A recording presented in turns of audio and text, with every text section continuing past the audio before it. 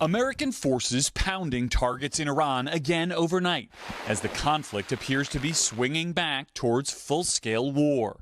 The president now saying U.S. strikes against the Iranian regime he has repeatedly declared defeated are far from over. We're not finished at all, but if we left right now, it would take them a long time, years to rebuild.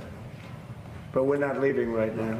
The president adding that he won't let the political impact of the increasingly unpopular war on the approaching midterms affect his decision-making. I'm just going to do the right thing. I don't view it as, gee, we're having an election in a period of time.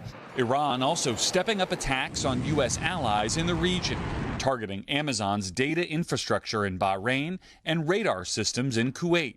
This as the Trump administration provides a staggering new price tag for the conflict, $37.5 billion. But an internal Pentagon estimate shows the true cost could be as high as $100 billion, according to 3 U.S. officials and 3 people familiar with the matter.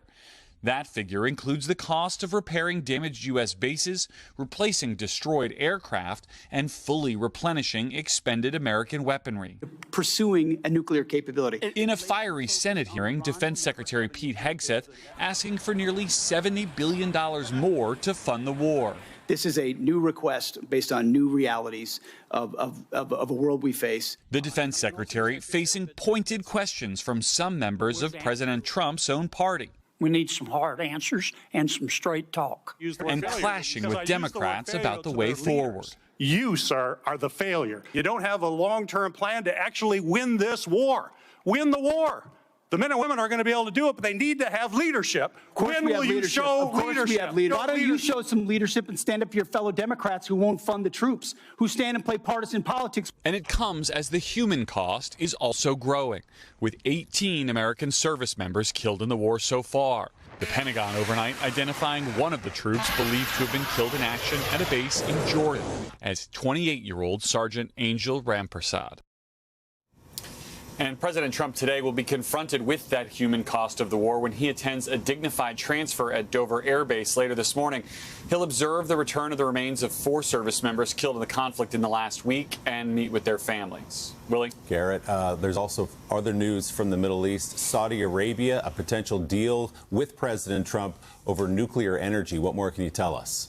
This has been in the works for a while. The administration is planning to announce a broad nuclear agreement with Saudi Arabia later today that would create a civilian nuclear program for the kingdom, according to a senior White House official. The deal could provide billions of dollars to the U.S. nuclear industry for selling the equipment that the Saudis would need, but it could also face some opposition because of the potential that the kingdom might eventually use this program to develop its own nuclear weapons later.